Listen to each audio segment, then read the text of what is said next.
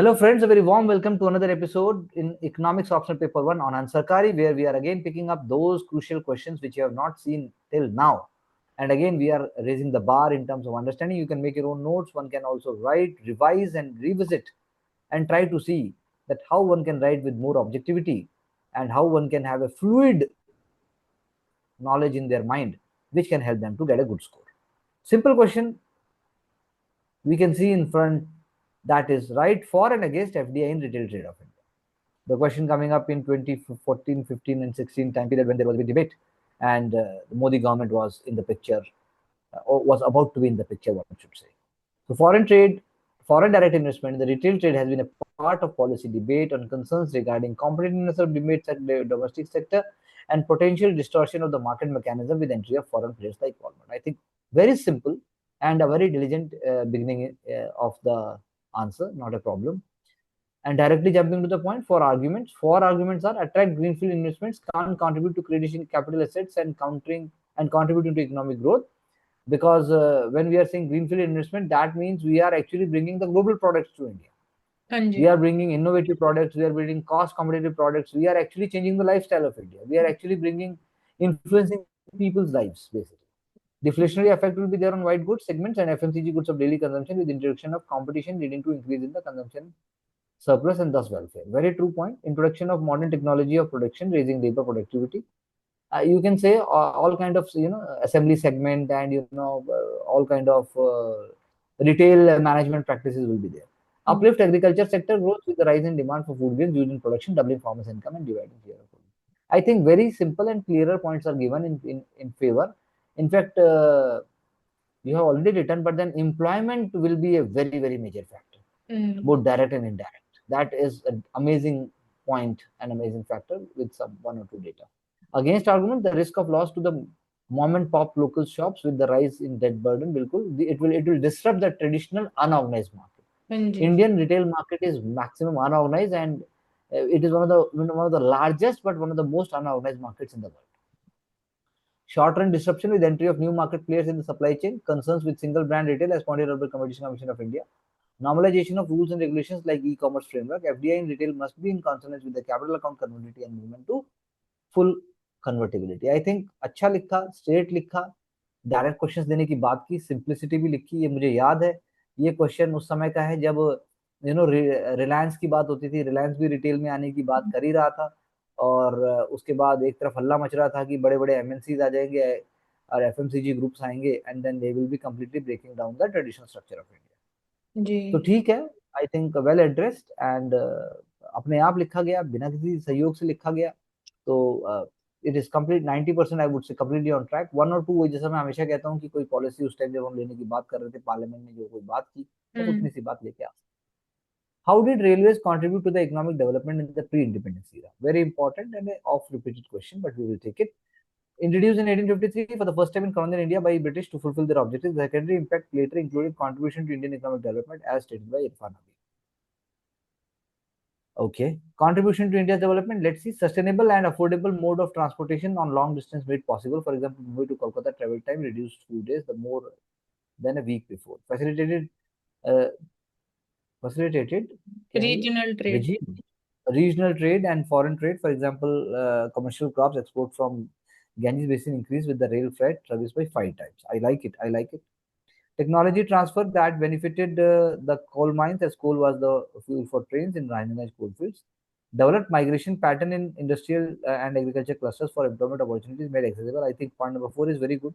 The gains multiplied more quickly post-independence. Railway facilitated industrialization as the raw materials, logistics, reduced burden, and became competitive. Tourism demand also increased. Yes, very true. I think all the points are wonderfully written. One point which would have facilitated economic growth was that exchange of ideas within India. When one part having certain specialization was going with the product sample to the other part, so that actually facilitated.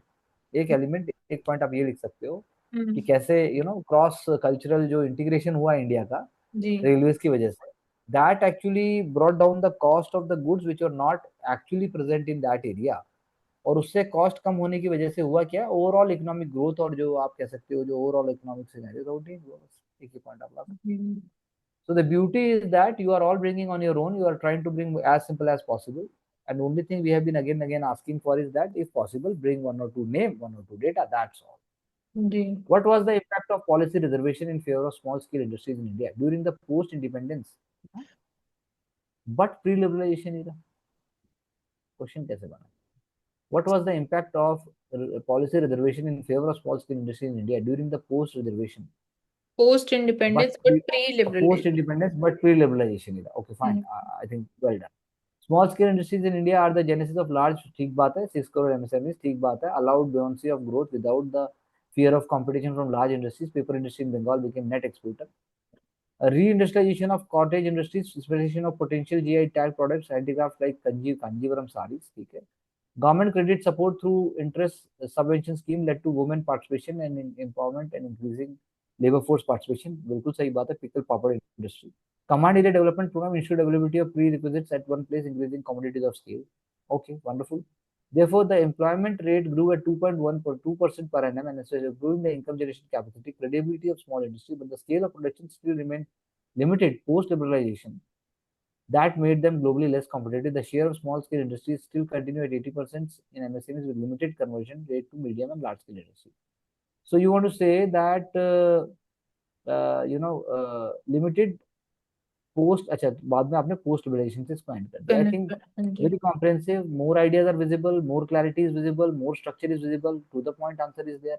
In pre-liberalization era, if we know the name of one or two committees which were there on MSMEs, that only name we have to give.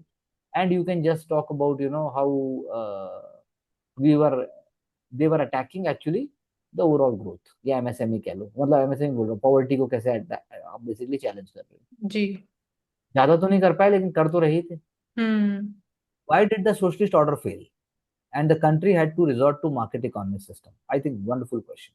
Socialist order is assurance for the welfare of all in equitable manner where the government spreads redistribution of resources to reduce inequalities. Land reform is an example of it. Failure. India was a socialist democracy at the time of independence. Poverty alleviation, food security, uncompetitiveness in agriculture, informal economy. I think बहुत अच्छे points हैं, simple points हैं, direct points हैं.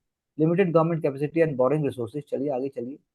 Absence of private sector shifted in entire focus of economic growth on PSUs. Although India did not adopt pure socialist model since it was mixed economy, mix of socialism and capitalism. Shift to market economy grew with beginning of spillover of 1991 reform that opened the to meet the growing aggregate demand, to deal with the balance payment crisis 1990s, floating exchange rate capital formation.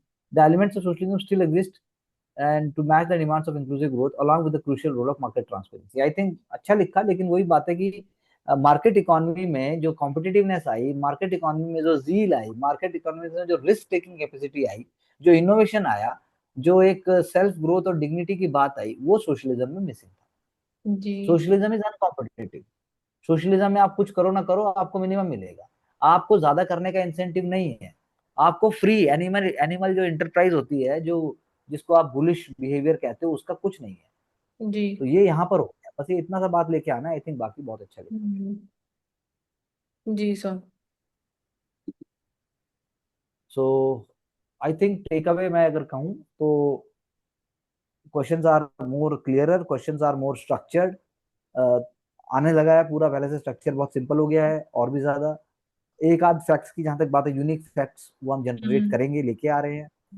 और question की बात हम कर पा रहे हैं. हम broad जो एक पिक्चर होती है पूरी, वो हम लेके आ पा रहे हैं. फ्लावरी लैंग्वेज हम नहीं यूज करते हैं. हमने ऑब्जेक्टिविटी की बात हो रही है. तो ऑनेस्ट एफर्ट मुझे दिख रहा है. और एक ये ऑनगोइंग प्रोसेस है जो हम वही जी. बात है, सुनार की तरह काम है ये.